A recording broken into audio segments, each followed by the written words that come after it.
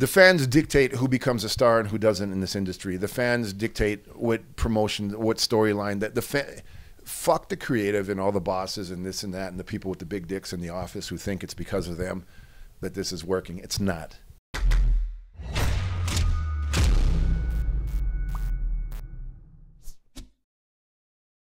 Thank you so much for making this happen. Well, thank you, dude. I mean, it's random. I was here in Las Vegas for the interview with David Benoit, which we've already posted, and someone on Twitter said, well, if you're going to be in Las Vegas, why don't you interview Vampiro? I said, I'd love to. Then you tweeted back and said, let's do it. Here we are. There you go, just like that. It's the power of the internet, so thank you, guys. Thank you for making that happen. Why Vegas? Why is Vegas your home? Because when I was getting sick, like really, really sick about 4 years ago, around season 3 of Lucha Underground. It was really prevalent that I was just deteriorating and I couldn't figure out why. And then because in Mexico over the years, I just couldn't find out why I had this chronic pain. I mean, I knew because pro wrestling is not ballet, and my memory was going, and I was just in suffering major depression, and I didn't know what was going on, and I got diagnosed with the beginning stages of Alzheimer's and Parkinson's because of all the accidents and headshots and things like that and concussions. Right. And I couldn't find the treatment that I needed in Mexico, and the stress of Mexico, doing business in Mexico, living in the city of 32 million people. I had to do something to save my life, and because I was dying, I had a stroke, and in Spanish they say pre-infarto. So a stroke is like not a heart attack, but it's before the heart attack, right? Or it's kind of. Sure. So okay. It was like, I'm not ready to die yet. I mean, I've survived kidnapping, stabbings, shootings, gang life, this, that, the other thing, drug overdoses, life, and I was like, this is impossible. That I'm so happy to be part of the human race that it's going to be taken away from me because of pro wrestling. And I was like, no, I can't do it. So I came here because I'm determined to see my daughter grow up, and that was my motivation to get better. And Lucha Underground, they introduced me to medicinal marijuana, so I got off all the pain pills. And because when you have major concussions and neck injuries and things like that, yeah. the medical, especially in Canada, they cry about the opiate problem. But in the United States, I was taking maybe 600 to 700 Percocets a week. Oh my God! Just to function, and they were like, "That's what you need." And then I was. Would you consider that an addiction? It was gonna kill me. It wasn't an addiction, because before that in Mexico, it was like, I have chronic insomnia because of these things. Well, take these sleeping pills and take this pain pill and mix this and mix that. So for years, that's what I was doing. When I came to the States and stuff, and I was taking these major things, I was like, I'm basically a heroin addict here, almost. You know, I'm going to die. And at work in Lucha Underground, somebody saw me and said, "You're dying." And I said, I think so. And they sat me down. They converted me to medicinal marijuana. Within 2 days, I quit all the opiates, all the pain pills, after 20 years, just like that. Wow. Then John Joseph from the Cro-Mags was doing a radio interview. And I listened to it, and I converted to veganism within 30 seconds of listening to his interview, and that was 6 years ago, and it's brought me to Las Vegas to get better, and it's working. How are you feeling as you're sitting here right now? Amazing. The nutrition, what I'm doing now, I just finished a documentary, and it's doing the festival circuit, and it's doing real well. What's it called? The Fall and Rise of Vampiro, Nail in the Coffin. It's about the relationship of me trying to get off of these medicines and raise my daughter as a single dad. She doesn't know anything about Vampiro. So she just knows Ian. Kinda. Yeah. And so during the week I was dad, and on the weekends I would fly back to Mexico and be Vampiro from Canada every week and do Lucha Underground. So that's the movie. Yeah. So the people behind the movie were like, you know, we see because I started talking about mental health and that, and exploded on the internet. Every time I talk about wrestling, I lose the world. When I talk about mental health, it's like, you know, 2-3 million views per video. So we decided to do this project of every day I'm recording my journey as what it's going to take for me to get over this using ancient techniques, Chinese medicine, ritual magic, which I'm really into, as meditation and things like this to cure my chronic arthritis and Alzheimer's. And it's working. So we're recording that every day, and the end of the first phase is in May, and we're going to do a spiritual journey. We're going to walk across Spain. It's called the Camino de Santiago. It was a saint. And it's on a special, if you're into conspiracies and ancient aliens, we can get into that. It's on the line where things were made, where creation started, and it's just this 600-mile walk. That's what I'm going to do to confront my personal demons, my fears, my addictions, my horrible years that I spent ignoring my family, things like that. So that's what's going on right now with me, and it's so intensely amazing. I feel alive. I feel great, humble, because I'm helping people. So it's awesome. And it's awesome. You posted a really personal video to Facebook, very emotional video where you were crying, you were sitting in your car, you were like, I don't know what to do.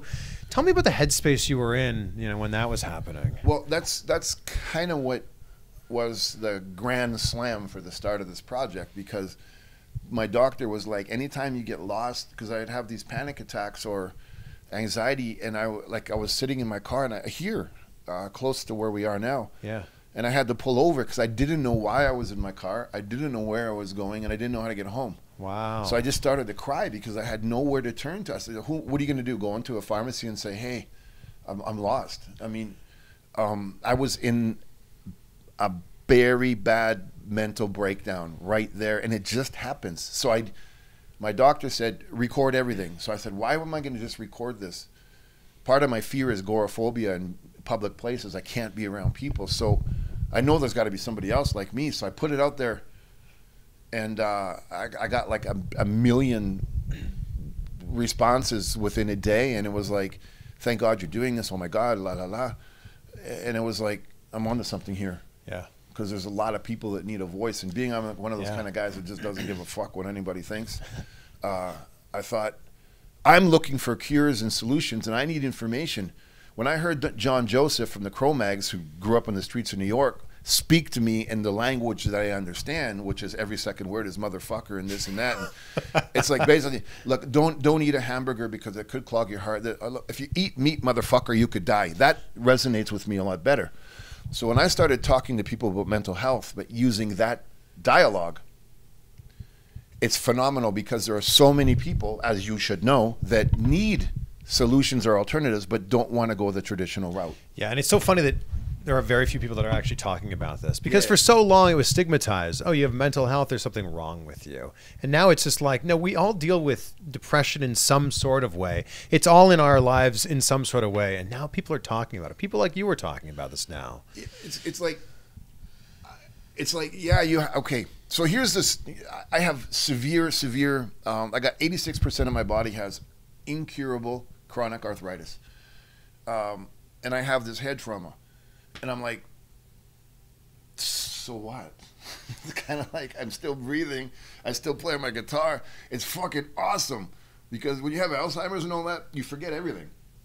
It's the greatest thing, because I love to play video games. But I only spend money on one game a year. What's your game this year? Call of Duty, man. And it's like, I can play that motherfucker and finish the game. And 10 minutes later, I won't know what the hell happened. So I just keep playing the same game, and every single time it's new. Wow. It's fucking awesome. So with great respect to you, like we chatted yesterday on the phone, we texted. Is that going to be something that you might not remember today? I don't know what we talked about yesterday. I know we talked. Wow. If I don't read the texts, I don't know what we texted. Wow. Are there things in your, obviously memory is linked to pain or pleasure. Are there things that, if it has a real effect on you, that you will remember it? Like, I have moments that have marked my life, like the birth of my daughter. Sure. But no, I don't know what I did an hour ago. I don't know the details of, I know I was getting ready to come here. Wow. But I told you that somebody came to fix my internet. Yes. So if we hadn't texted our plans for today to meet at 9:30, I wouldn't know what was going on. Oh my God. So I have alarms on my iPhone throughout the day to remind me of things I need to do.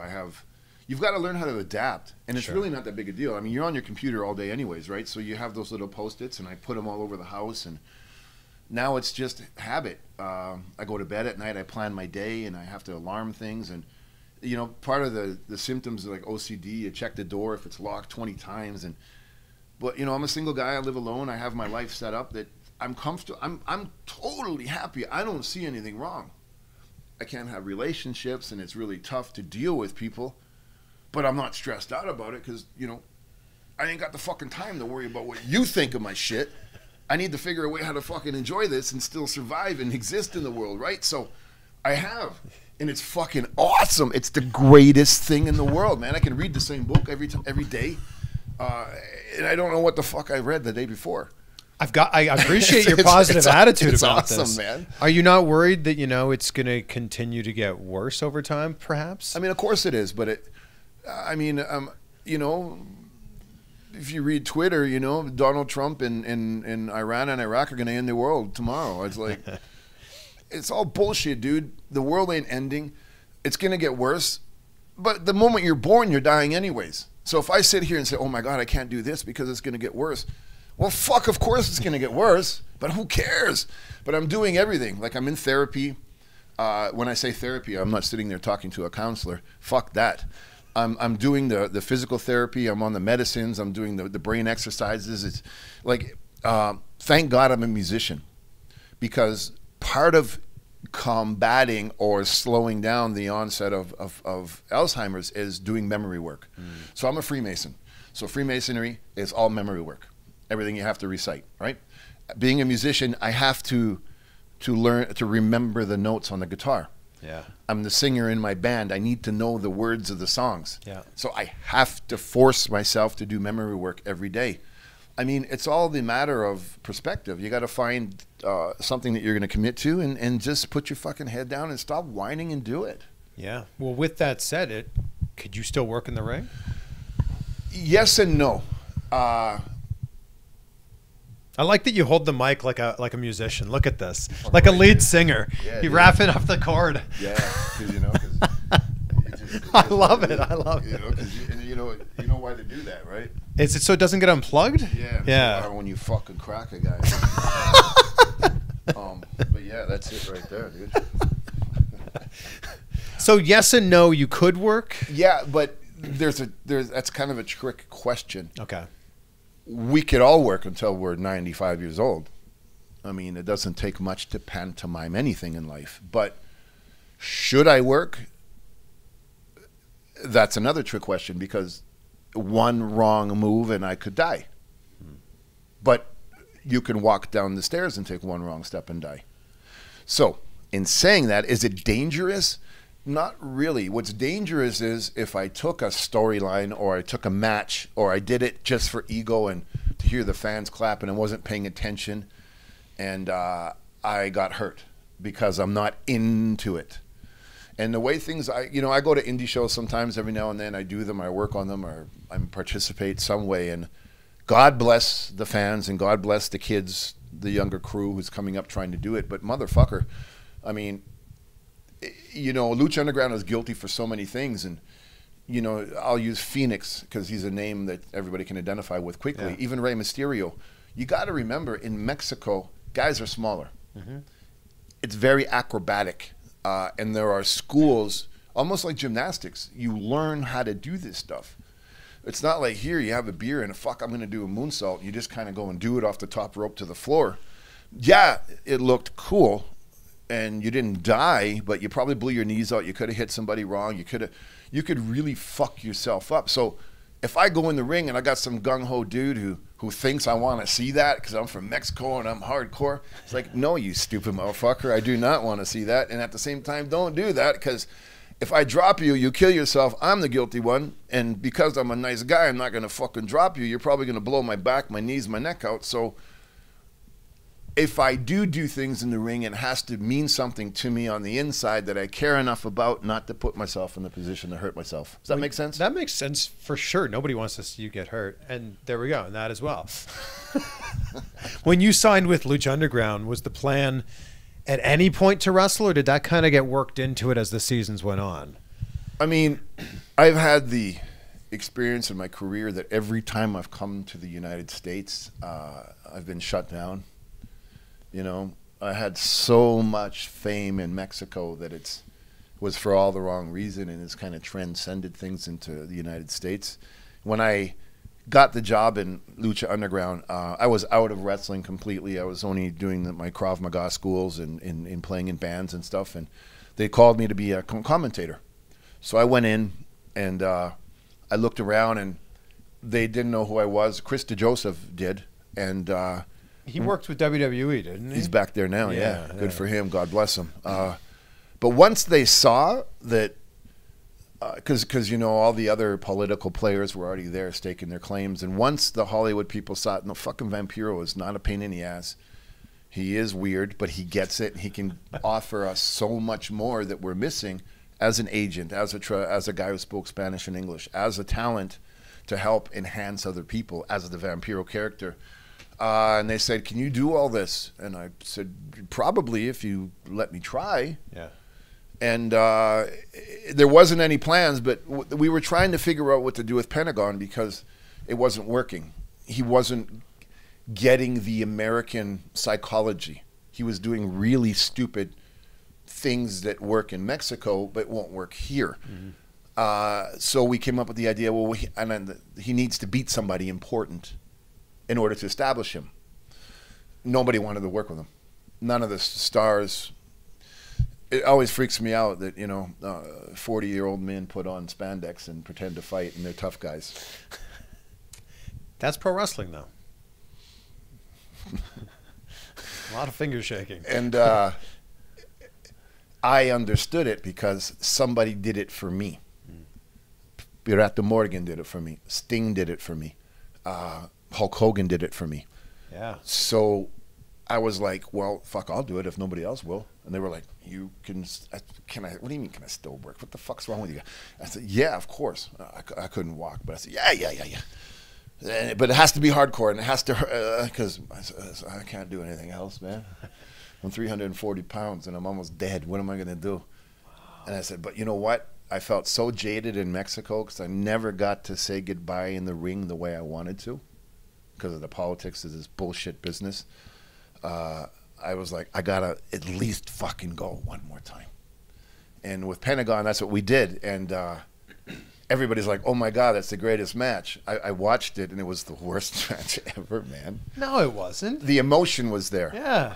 But I've never been a good wrestler. I'm good at motivating scenarios. But after that, I've been kind of picking and choosing my stuff. And when I'm into it, like the thing with Conan in Mexico, it's the hottest Vampiro's ever been in the ring right now throughout my whole 38-year career. Wow. It's insane. So I have no clue. But there's legit heat with you in Conan. I mean, everybody thinks so.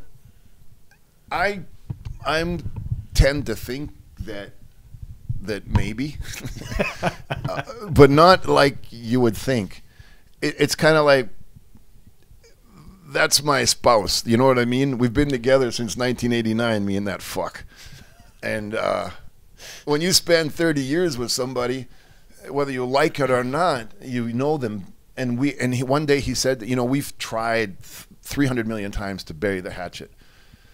I have mental health issues. He has mental health issues. Different than mine, but anytime that you're a creative, successful person, you're a weirdo. And we understand each other, but we're not friends. But we don't dislike each other. We just can't be in the same place. We're too much the same. I got you. And out of respect from the way I grew up on the streets and stuff, he was before me. And I will tell everybody that if it wasn't for him, there would be no Vampiro. He's the guy who opened the doors for all the foreigners in Mexico with the different thing. And I came in a little after him. And I say that every time I get the chance. But we don't not get along, but it has to be a special circumstance for us to work together. Yeah. I'm really fascinated as a Canadian myself. You're a Canadian. that you went from wrestling in Canada to making the jump to Mexico. I don't feel like anyone in Canada does that. Most people go either into Toronto and train, or they go to Calgary and train. And it's just amazing that you went to Mexico. I mean, at the time, I was working for International Wrestling in Montreal. I started there in 1984 when I was like 14. And when that company was taken over, territory-wise, because that's when this was like WrestleMania time, when WWE Right, yeah. Still had their offices in Canada, and they were only a local promotion without national TV. So they would come to Canada because they were starting to spread out their territory. So when they took over Montreal, that company closed down. I asked the guy there, where can I go? He said, you can go to Japan, but you don't have contacts, you're not getting in. There's Memphis. Calgary is pretty much dead. This is mid-'80s, so it wasn't what it was or what it became after. So he said, really the only thing is either Memphis or Mexico. And I was like, fuck, Mexico sounds kind of weird. So let's just do it. Did you speak Spanish? No, dude. I did a robbery. Took that money and got my plane ticket and left. Wow. Yeah. Like, you robbed a business? You robbed a person? It just happened.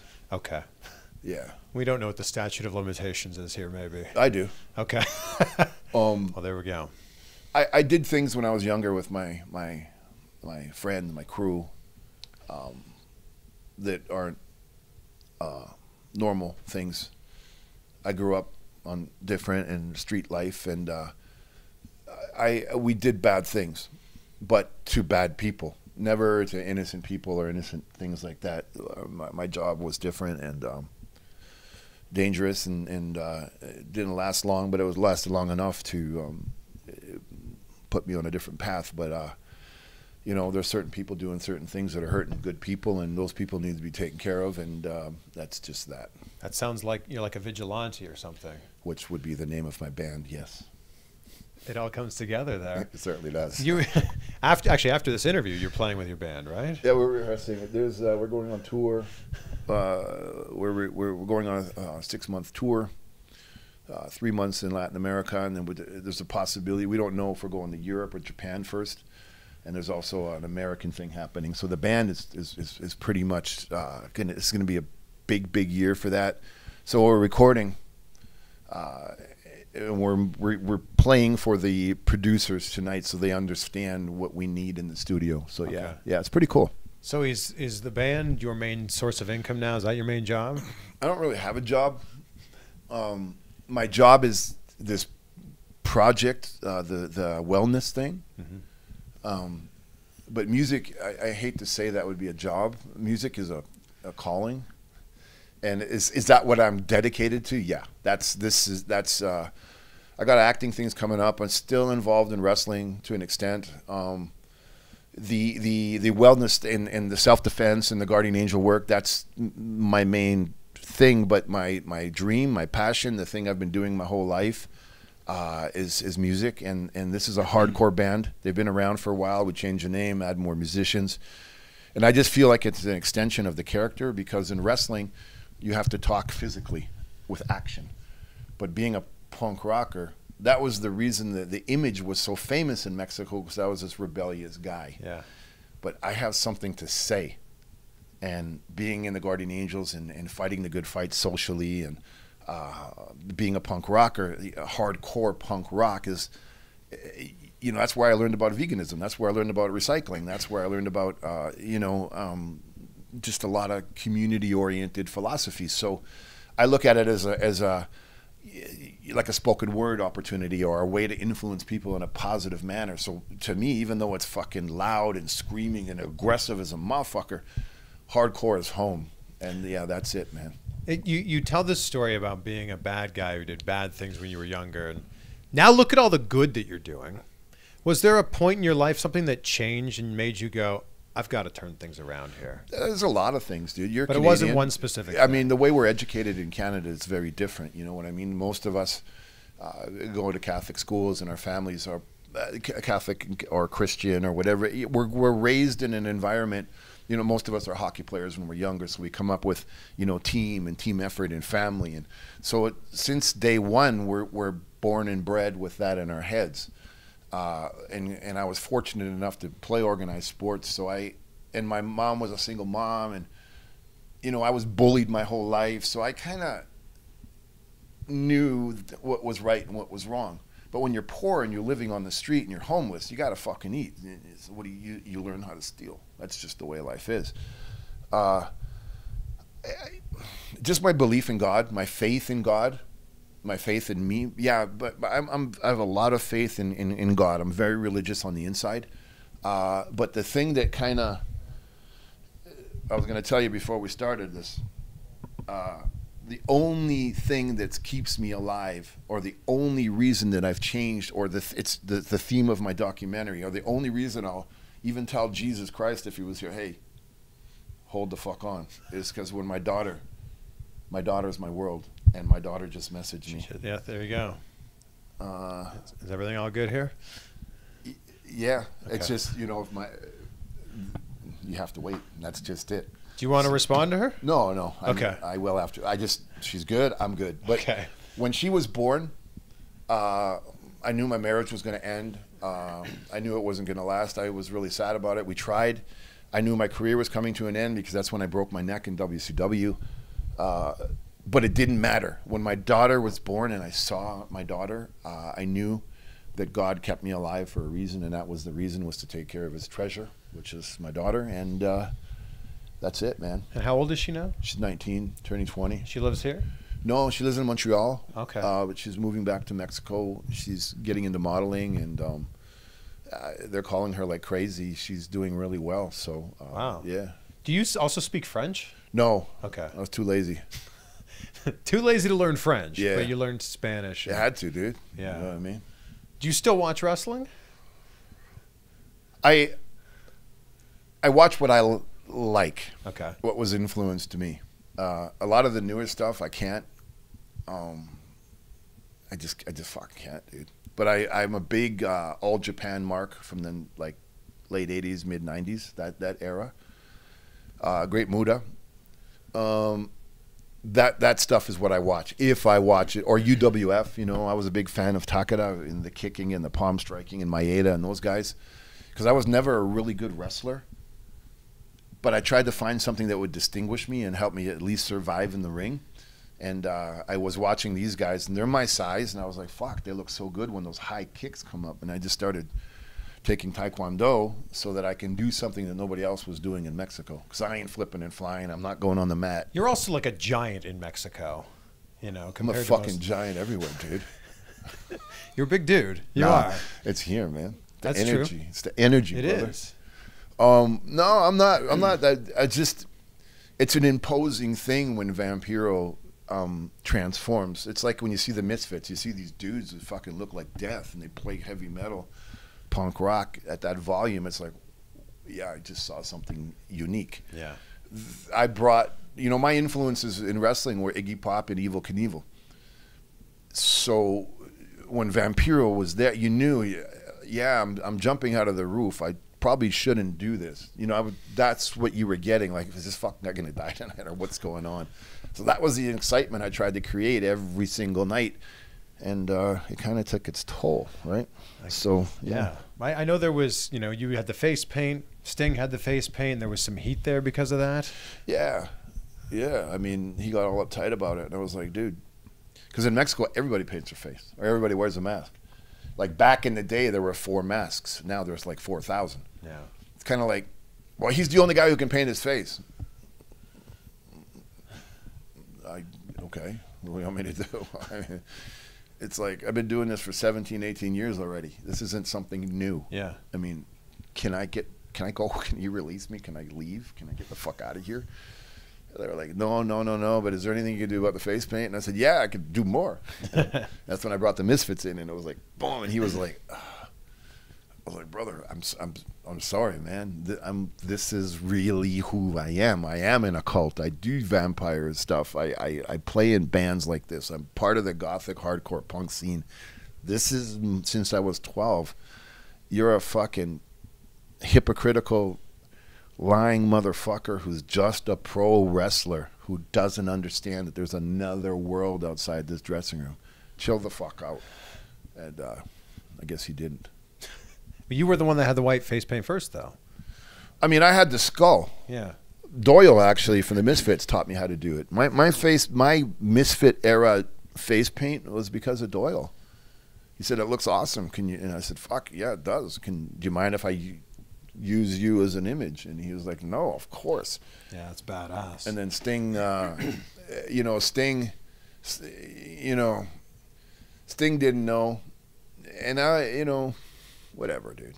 He was a Blade Runner. You remember when Blade Runner first came out? Yeah. So that's Harrison Ford movie. Yeah. That's where they got their image from. Him and Ultimate Warrior when they first started, and they were a tag team. Oh wow. Yeah. So go back and look at yeah. So look at Sting with his Brian Bosworth haircut and his Blade Runner makeup.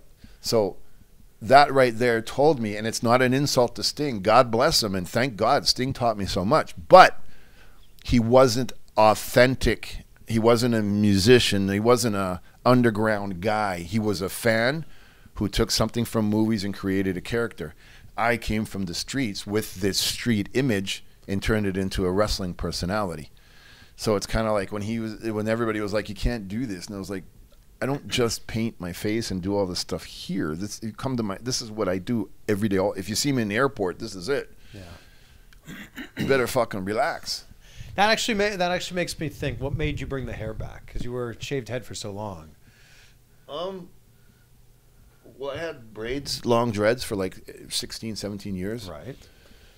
And then, I like skinhead music and I like skinhead style. I'm a big ska fan and a big punk rock fan. So, it was just time to do something that no one else had. When I first got to Mexico, only criminals had tattoos and only girls had long hair. So I changed that.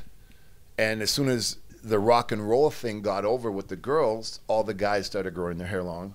This was the time of grunge, started getting tattoos, and now everybody does it.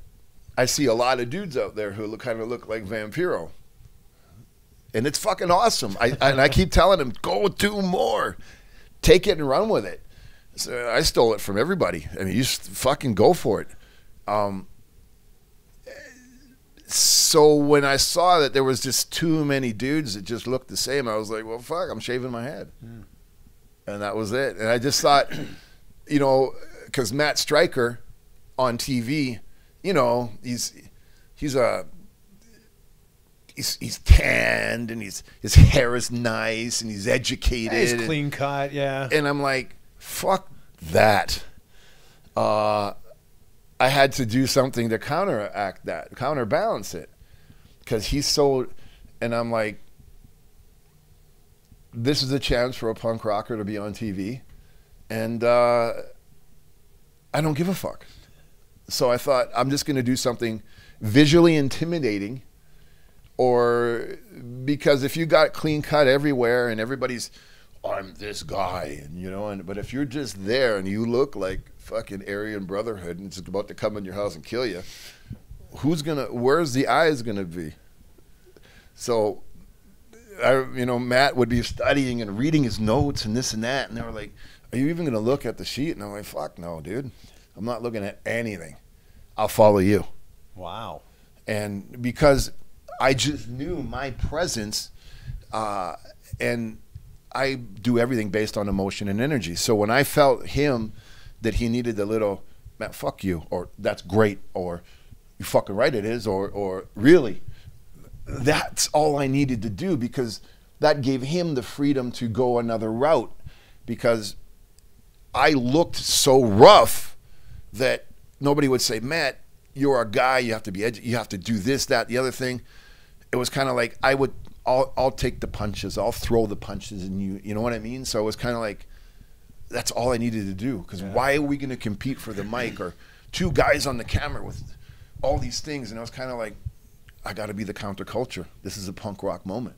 So what brought the hair back then? I get more girls this way.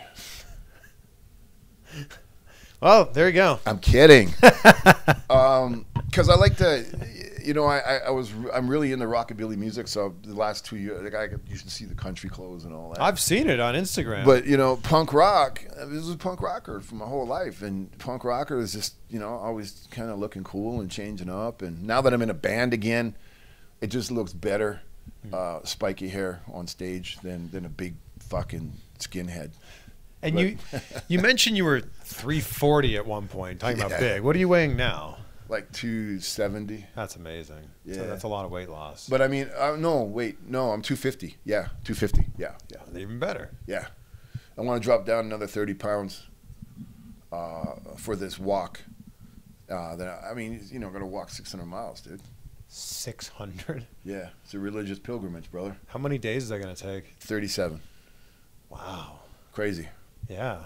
But it's all about commitment, man. And if you're trying to offer a solution to people who are suffering, you just can't be like all these other dudes and put on a suit and tie and give them fabricated things that you read in a book. It's like, look, motherfucker, if I'm going to do this, I'm doing it for you to see that you can do it. I can. If I can do it, you can do it. Yeah. That's the whole point. Yeah. You touched on it a little bit earlier, but I think we need to bring it back up that Hulk Hogan put you over on Nitro. And I think that's a big thing because a lot of people talked about how Hogan really didn't lose a lot. But, he lost to you. Yeah. I mean, and that should be a lesson to so many people in this business. I mean, he doesn't give a fuck. He doesn't have to give a fuck. If it wasn't for Hulk Hogan, none of us would have a job, right? Vince McMahon and Hulk Hogan, whether you like it or not. And that's what bothers me about wrestling today. Nobody understands that they need to say thank you, and it's not cool to speak bad about those who came before you. All the boys today speak about Hulk Hogan. You didn't even fucking share a dressing room. You never even seen him live. Who are you to opinionate about Hulk Hogan? You know what I mean? Mm-hmm. It's like, or Vince McMahon. Look, you might be in the WWE today. You weren't there when Vince went to war with the world and made this industry what it is. So shut the fuck up, about they're creative and this and that. Look, because of the fucking mess that the WWE is, the wrestling industry exists in the world today, whether you like it or not. So if you didn't make it in the WWE and you feel jaded, not only are you not drawing anywhere now and you thought you can do better on your own, and this is for anybody who just thinks that they're better, and there's a lot of them lately. I'm leaving. Where the fuck are you going? You know what I'm saying? And that's why you see all these guys sucking dick to Vince and come back real quick because you ain't shit. I don't know, dude. It's a whole other fucking monster right now. You know what I'm saying? Well, you've got competition now for the first time in almost 20 years. Do you? Well, you tell me. No, I don't think so. It's certainly given the wrestlers an option. I don't think so. I think it's given the fans an option. New Japan's been there since the beginning of the 70s. Absolutely. And New Japan's incredible. The only thing is it's not accessible here. As accessible as TNT is, okay, Fox but is, now USA it's on it's this, that, they're inner promotional feuds. It's accessible, dude. It is. But what I'm saying is Wednesday night, 8 o'clock, you can turn on TNT, and right there it's on cable. Sure. Friday nights, 8 o'clock, Fox. Everybody gets Fox on. Yeah, right now we can go on YouTube and we can watch any match that ever happened in the country and in the history of the industry. You're right. Is it different? I don't think so. I think the fans have finally, because of Twitch, because of YouTube, because of Facebook, because of anything else that's going on, have access to the rest of the world. What that has done is made pro wrestlers tighten their game up. Meaning, if you and I wrestle in England, we got to be careful of what we do in Georgia tomorrow because they just saw our finish. We can't do the same match. So the quality of product, regardless of the initials, has gotten better. That's my point of view. No, that makes sense. I've been saying for the last year, it's the best time to be a wrestling fan and also the best time to be a wrestler because there's so much accessibility. Yes. Yeah, but that's fair. I mean, like you said, you can turn on YouTube and look at pretty much any match in the history of wrestling, which is exciting. Yes. Because of your history with commentary, there's been a lot of people saying that maybe you should do some guest commentary on AEW Dark. Is that something you might be interested in?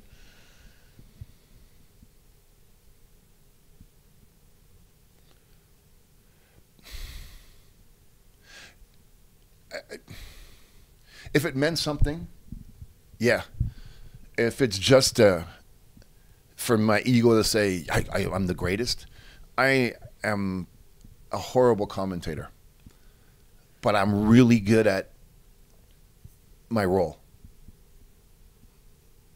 I don't want to be a commentator. I'm a fan who sits in the chair and says, "Fuck you, that sucked. What the fuck are you talking about?" That's why people like me as a commentator, because it's a skinhead thing, it's a punk rock thing, to speak for the common man. You know what I mean? It's always rebellion. I'd love to do it if it was for a reason, and then the reason would be something creative, meaning is there a match coming out of it? Is there a storyline building? Is there a character that needs to be built? Are you going to put me in there as an employee, or do you want somebody to rock the boat? That would be a reason to get excited, of course. But I doubt they would even, You don't think so?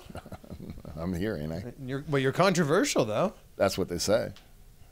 Do you think you're controversial? No, not at all.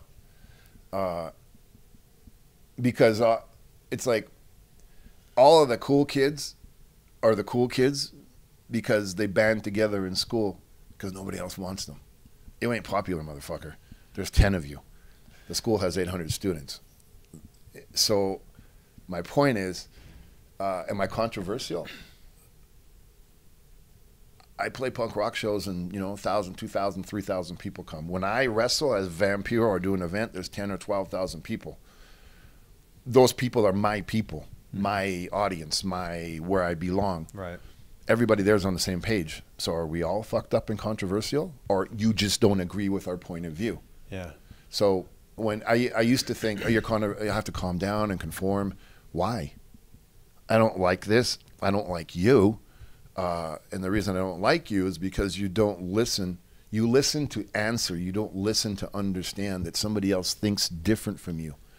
And you all should think different from me. My whole thing as a commentator or a personality like yourself is our job is to provoke thought or help somebody see things clearly. That's it. The moment we believe our own hype, you're fucked. Yeah. And that's why I don't agree with when somebody says, I'm a superstar in wrestling. No, you fucking ain't. You clicked with a certain demographic, but believe me, those 14, 15, 16-year-old kids, the first time they bang a girl or they go to a club or they get fucked up, they'll stop wearing pro wrestling pajamas. Pajamas. You know what I'm saying? Yeah. So relax, motherfucker. And the moment that you get to the top at anything, that's the worst moment of your career. There's only one way to go. Down. Right. So on your way up, you need to understand that you've got to pass the torch, but don't just pass it, carry it. Sustain. A lot of younger talent don't get that. That's why I have trouble with, or they're superstars, like the women's division. God bless them, and fucking A, it's about time. But you can see that, unfortunately, the culture in wrestling is helping these young women build an ego-oriented attitude that they are better. You're a piece of tits and ass. Just like guys who inject themselves with steroids, and I was one of them. We're eye candy. Relax. Be cool. Don't believe your hype. Well, I think with the matches the women are putting on now. Well, they're fucking incredible. Yeah, they're not just tits and ass anymore. You know that statement's going to get me in so much trouble. I know, and that's why I'm trying to clarify it here for you. But when I say tits and ass, it's kind of, I say it to save 20 minutes of explanation. You're young, beautiful women who, one of the fears I have is of you being exploited for the wrong reasons. Because when you talk to some of them, like what's her name, the girl in WWE who had the controversy with the hair, the color of the hair. Color of the hair. She's got blue hair or something like that. Oh, Sasha Banks? Yeah. I remember she said something that she was being treated unfairly, and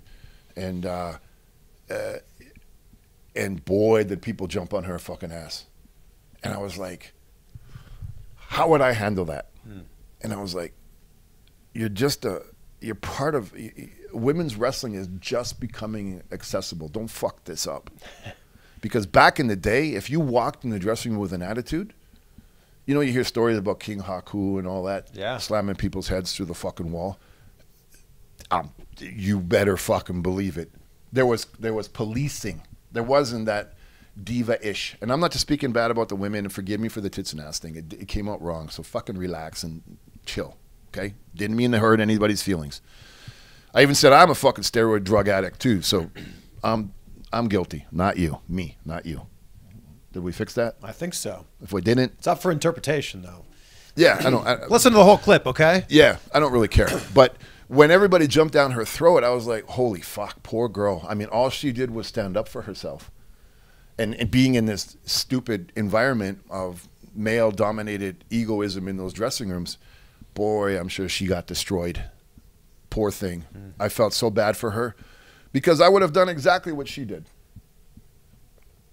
I probably would have did what she did too and waited until I had that no-cut contract so they couldn't fire me. Right. But she stood up for herself. And you know what? Fuck yeah, because if you don't do that in the wrestling business, and 90% of the wrestling industry came to her defense, like the fans. So that saved her job. God bless her.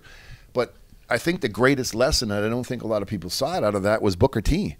He came out and he said, and when he said it, man, it cleared up so many things that were driving me insane. He said, it's not about you. It'll never be about you. It never was. Yeah. And it's not today. And he said, I'm not speaking about you or any other woman, man, woman, or child. The industry will continue. You're a piece of sand on the beach. When the wave comes, the sand's still going to be there, even though you got moved. And it's true, man. You have to be thankful that you're getting paid to do this. Oh, yeah. So the moment boy or girl, the moment that it gets out of control in your own mind, you're fucked. When you talk about someone who gets to the top and not just passes the torch, but carries the torch along, what do you think of someone like a Chris Jericho, who's 50 years old? At the top, he's the champion, AEW champion, and yeah, maybe he's helping to carry that torch along for some of the other people that are coming in.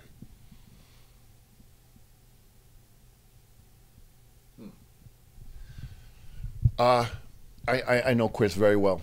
I'm sure you do too. Yeah. We spent time together in Mexico and Japan. We were never the best of friends, but I personally never had any ill will towards Chris.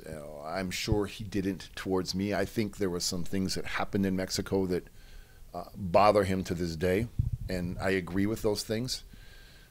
We were two young guys who had extreme fame, and when you're young guys and there's girls everywhere and people are telling you this and that, it's the same thing with Conan. I mean, they play you against each other, and Chris was, image-wise, was very similar to what I was doing, and that didn't go very well with anyone because people wanted to see him and I not get along. Promoters were like, it's the same. I'm sure it was the same thing like Sting in the face paint, right? Right. They were like, dude, we've already got that guy here, and look who he is, and look what you're trying to do. So it was, and I know that caused a rift between us. I'm sure that's the start of many of them, right? So that you were over in Mexico and he wasn't as over. He was getting. I think talent-wise, on a scale of 1 to 10, I would say he's a 10, and I'm about a -8. I mean, he's 10 times the wrestler I ever am, but I think I'm one of the better of being able to adapt to somebody and tell a story. I've been paying attention to Chris a little bit over the last year and a half. Did I step? No, we're good. We're good. Because I think as a professional, I think it's important for, man, I hope you girls don't fucking freak out about that tits and ass thing. It was just a phrase, so fucking please chill. I think that a lot of young people because when I was coming up, I was fortunate enough to work with Bruiser Brody and Abdullah the Butcher and the Road Warriors and people like that in Montreal in the early 80s. I in Mexico, the Stars, a lot of people that I grew up with I've passed on. So, I was very fortunate to work with Terry Taylor, for example. I had good teachers. There's not a lot of good teachers anymore because now it's become all about me, give me my money. Chris Jericho is, I think, become a template for the complete person at that level in pro wrestling. When Goldberg was a superstar, Goldberg wasn't a businessman. Yes. As much as Chris is. Oh, God, yeah. Chris has the podcast. He has the cruise. He now has the bubbly. I mean, Chris is... it's not so much he's not a dumb guy. He's an example of it's not easy. You need to commit. You need to be driven. And if you chip away at the stone, you'll eventually come up with a great statue. Chris has put in... That's 30 years, I think. Maybe a little more. But he's certainly... Like, there's eventually going to be the next generation of Chris Jerichos. So I believe he's set the bar quite high. Because even when I was growing up, it was like Hulk Hogan. Oh, my God. Who was going to surpass Hulk Hogan? Right. Pretty much everybody has in one way or the other. Like, before the companies had one superstar.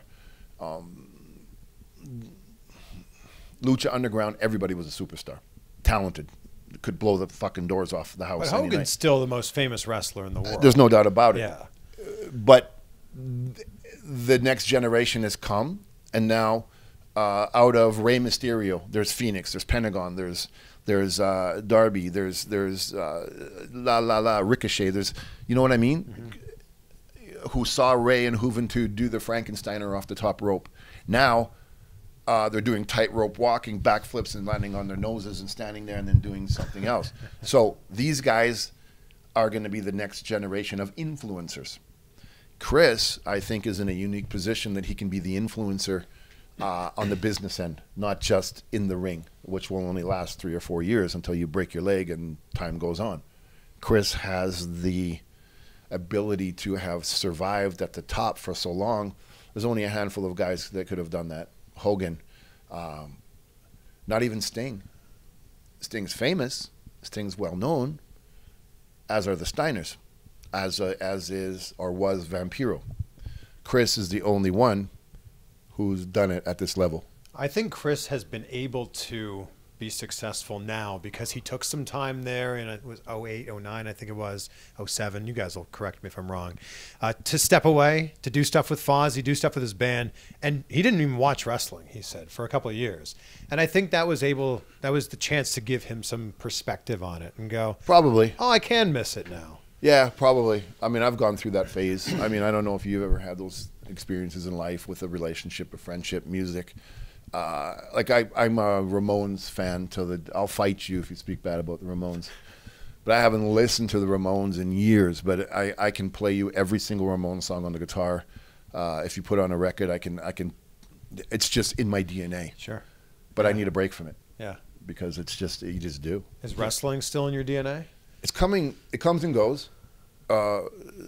Every now and then, not really, because of what I'm doing now, especially with the band and with the mental health stuff, and I'm happy. But I'm very well aware that Vampiro did something. I'm very well aware that Vampiro was kind of cool for a lot of people, you know. For sure. In that era, Vampiro was super cool. Yeah, I don't know, you know. I'm so influenced by spontaneity. I'm so influenced by the car wreck. You know, I'm so influenced. That's Evel Knievel. I keep saying it. You know, I didn't watch the jumps. I understood the mentality. I approach wrestling like that. I know I'm going to crash. I know the cage is lighting myself on fire with thumbtacks in my eyes. It's not a good thing, but I fucking can't wait to feel it. I love that. So if if the opportunity was there to do something that was going to fucking rock, meaning I was going to crush myself again, if I was going to be in front of people that wanted to see the fucking thing, and if there was the right guy or scenario to that it meant something, because sometimes they call me to do indie shows, I'm like, ugh. And I always say, who's okay, you're beating me, and they're like, oh. And I said, I don't get anything of beating you, man. Your family's here, your friends are here. This is your local promote. This is what you do right now. Yeah. It's better for you to beat me. You'll get it means more. That's a lot of self-awareness to know that, though. But it's the love for the business. Yeah. Why go in there and crush the local promotion? We need him to be the star, so he draws people so that you have your inner promotional angles. If there was something going on or something out there that it would be like a holy fuck moment, then that would motivate me to have the mindset to go for it, yeah. I guess you and Jericho do have that band thing in common, the band and the wrestling. Man, fuck Chris Jericho. Okay? You just said so many nice things about him. Yeah, but...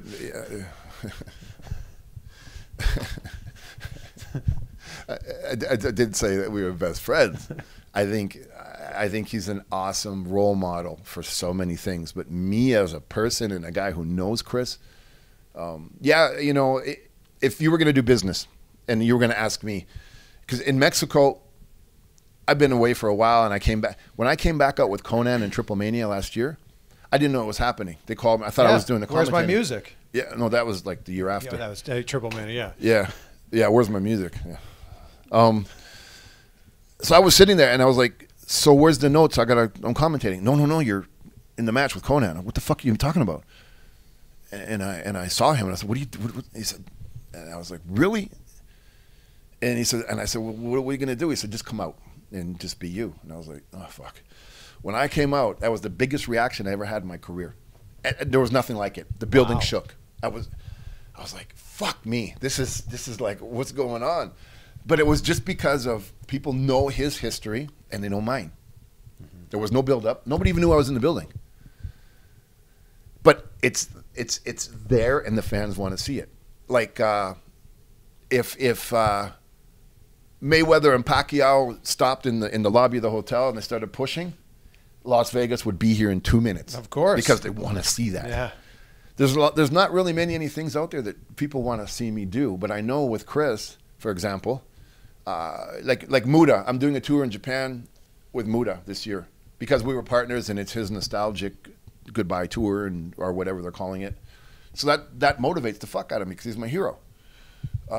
Chris, this is going to really probably bother a lot of people, but you know, it is what it is. I think he's a poser in a lot of things. I don't believe in him as a musician. I don't believe in him as a rock and roll guy. I just see him as one of those guys who he was the cool kid in school.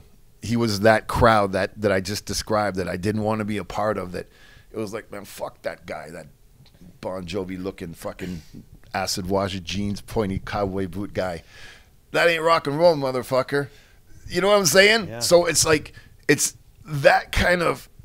And that bothers him because he's music to the bone to die for, right? And he's Chris Jericho, and yeah, well, I'm a Vampiro, motherfucker, and it's like, I would, if Chris or any of the other fuckers want to see that happen, if the fans see, you know, this is something that I think the fans can help with. I mean, Chris wrote about me in the book. He spoke bad about me. Some of you really think I'm a big asshole and you hate me and you want to see him kill me, and almost all you want to see me fucking crush him.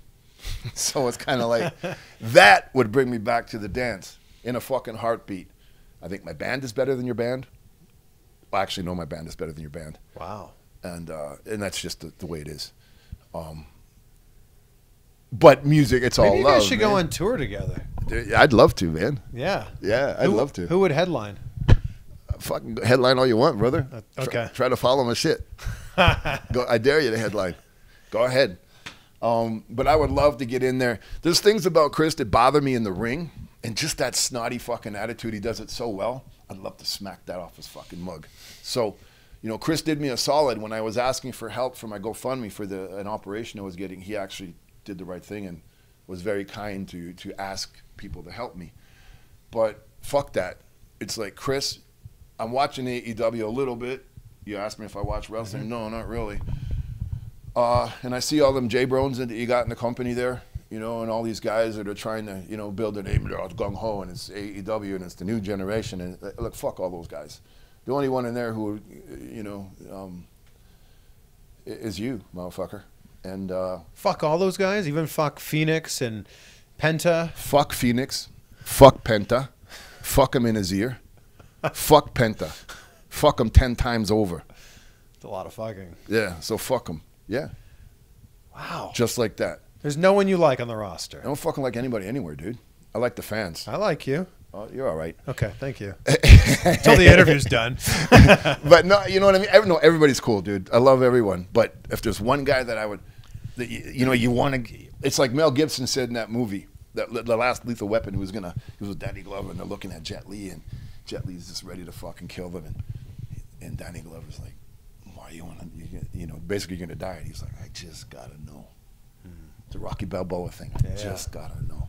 And Chris, I just got to know. We didn't get to do it in WCW. We didn't get to do it in Japan. We were partners enough. We didn't get to do it in Mexico.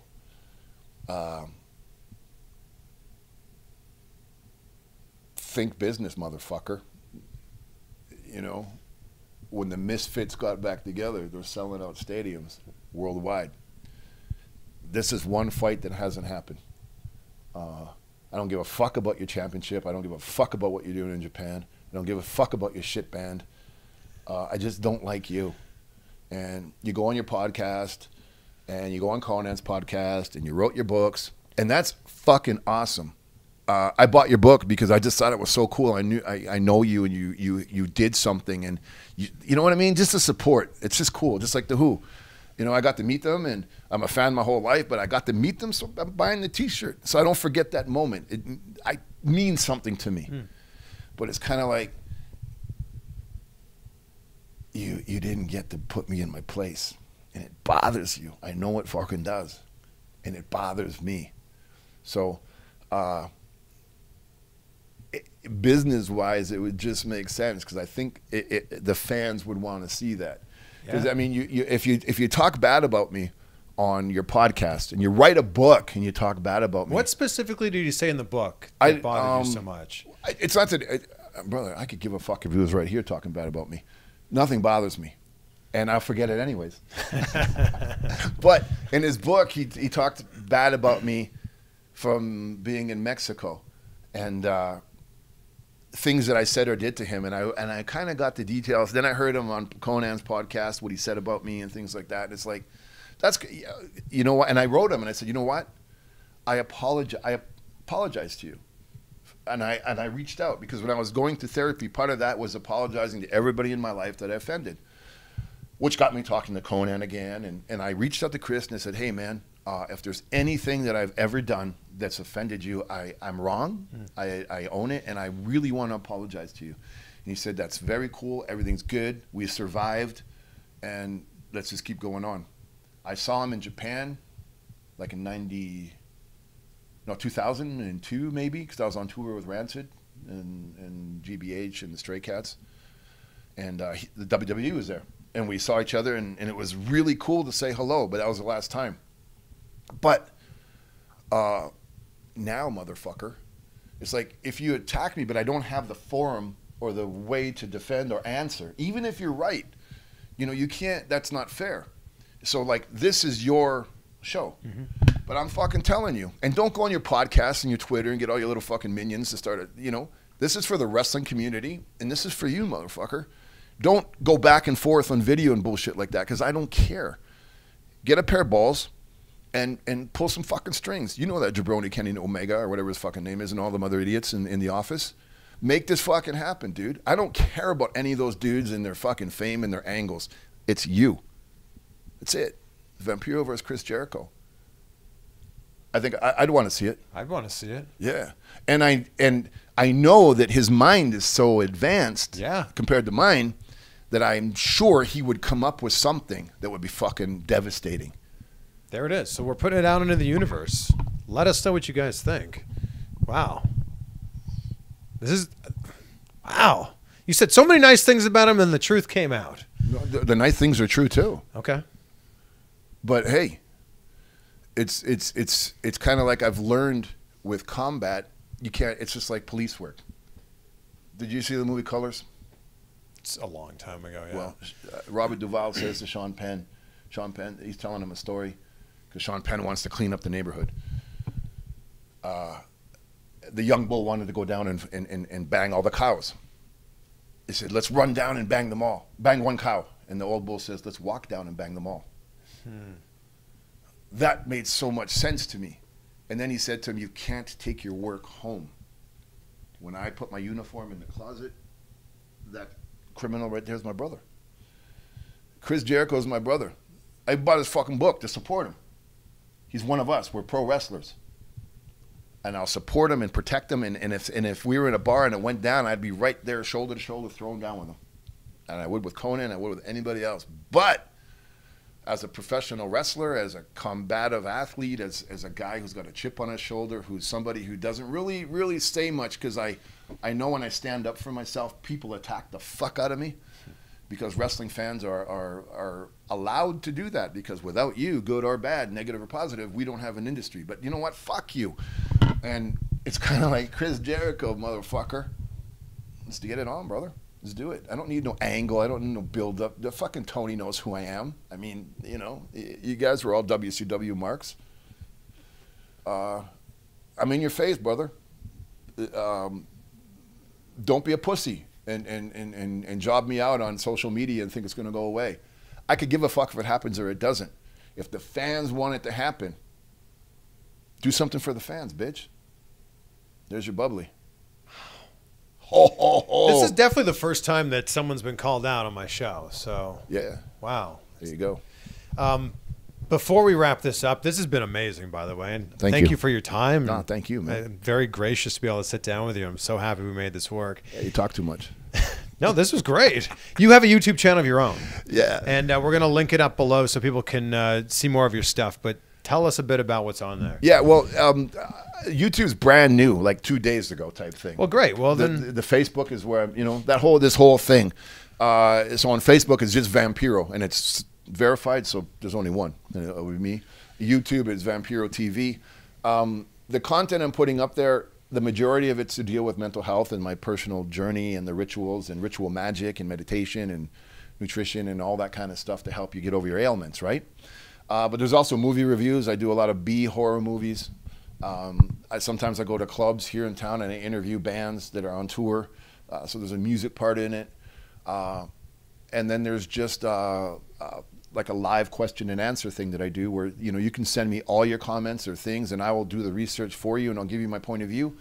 And it all stems from that one video, that one panic attack. So even though that was a very negative, scary thing, I've turned it into something positive. You're really good at turning these things around to positives. I admire that about you. Oh, thank you. That's really great. Now, one of the questions I think that we all need to know the answer to is, what happened with Lucha Underground? Is it done? Is it coming back? Is it officially, you know, no more?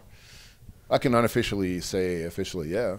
I mean, wouldn't you? I mean, 90% of the roster is in AEW, and the other 10% in the WWE. The writers are gone. The production crew is gone. The company is split. I would pretty much put my money on it's over and done with, yeah. What caused it to end? What always causes pro wrestling to end? Lack of communication. Too many chiefs, not enough Indians. Or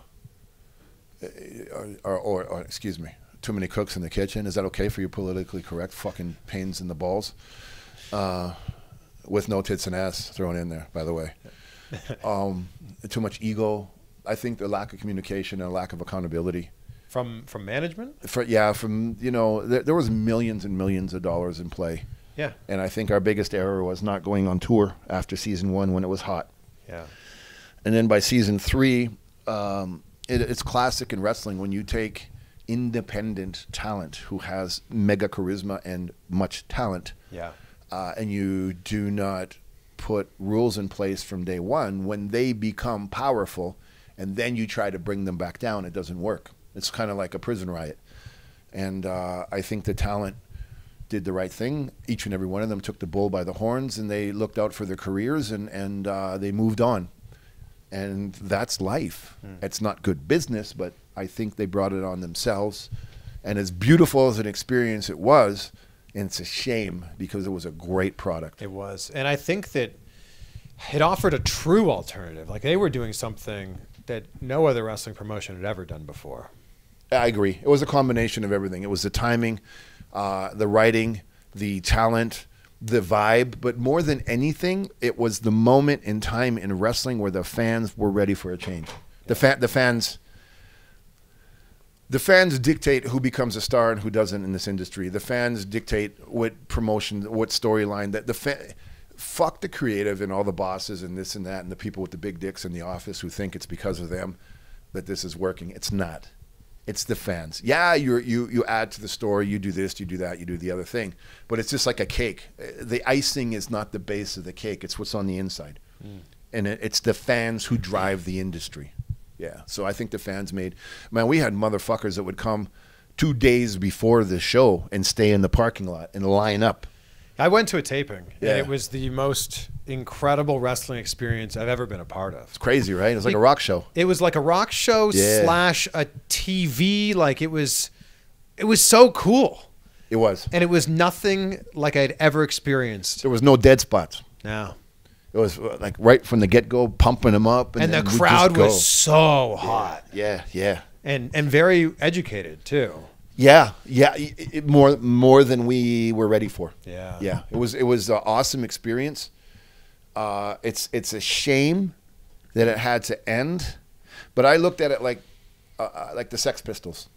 I always compare things to music, and a lot of you don't understand that or see what I'm trying to say or do. Forgive me, but it's what I know. The Sex Pistols were not the founders of punk rock, but they had one album that changed the destiny of any alternative thought that was going to go into music. If it wasn't for the Sex Pistols and the press and the boom and that one album and the failed tour and they never really played their first incarnation of the band, it would not have set into action the chain of events what became grunge, hair metal, punk rock, hardcore.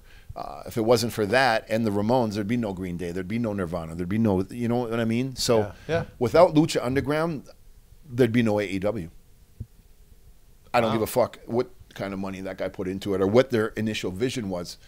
Okay, Cody and Young Bucks and Jericho jumped on board. Good businessman. And Kenny Omega doing bullshit YouTube videos in Japan.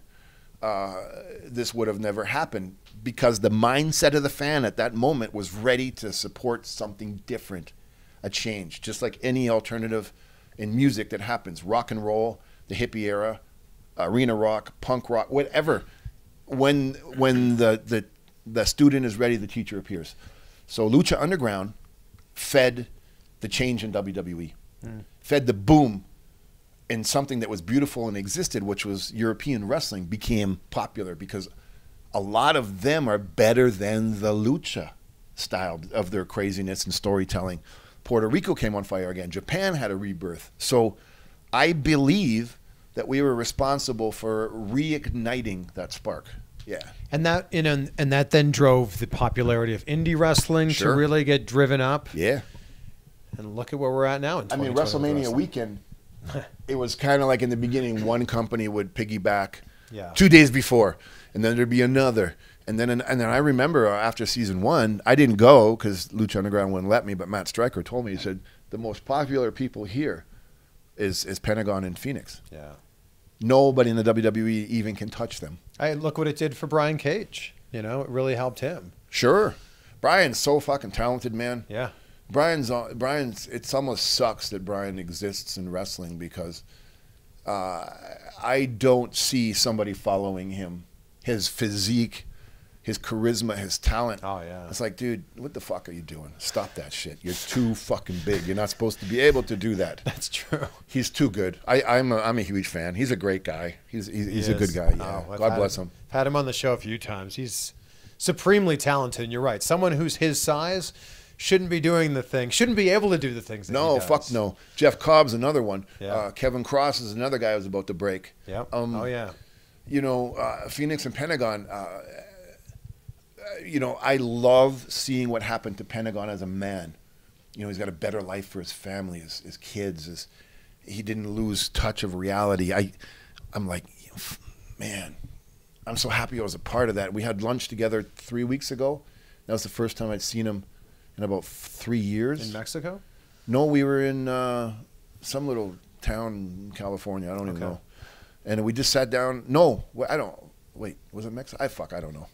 But we just sat down, me and him, for about an hour and just talked about our families. And it was like, man, thank you. You know what I'm saying? Yeah. You know, who gives a shit about wrestling and who's over and who's not? Yeah.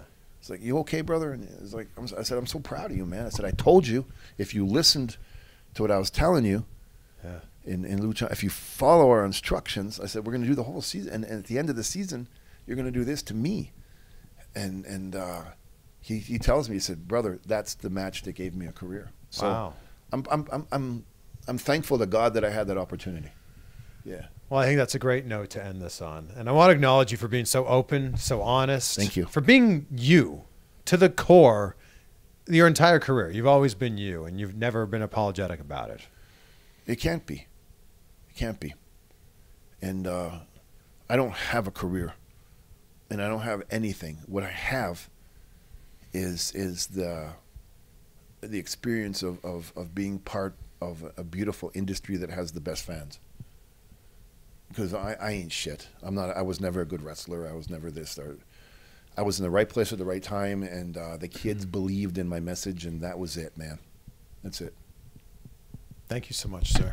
Thank you. Appreciate you. No, I appreciate you, dude, and thank you to your fans, and congratulations to you, man. You know, you're another one that wrestlers should pay attention to. Your tenacity, you know, you take care of yourself. You're educated. You study. You're professional. You know what you're doing. You spend money. You travel to do these interviews. I mean, opportunities there are, but if you don't go and get it and keep your feet on the ground, you ain't gonna make it. And you've done that. So, all you kids that are podcasting and want to be wrestling interviewers or whatever the fuck it is that you're gonna interview, you got to do it right. So, 4-time Emmy winner. I did my homework. 77 million views that I'm going to boost up to 77 million and one on YouTube. 77 million. You know what the fuck that is? 77 million. That's my country of Canada 2.5 times over. It's true. Watch this motherfucker. Wow. So thank you. You know, people like you influence guys like me because I wish I can get there.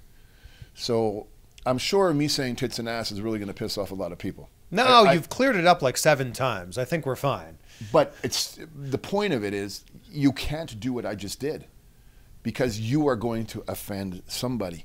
So if you're in this position, you have to be aware of the shit you say because you can't take it back. Me, I don't give a fuck. But if you're trying to make a living, he swears, he cusses, but he's clean, he's in shape. He looks good. So your presentation is everything. You've got to do your fucking homework. And this is the guy you should be watching and stealing his shit. Thank you. Wow. That was great. That's for Chris. My Facebook is Vampiro.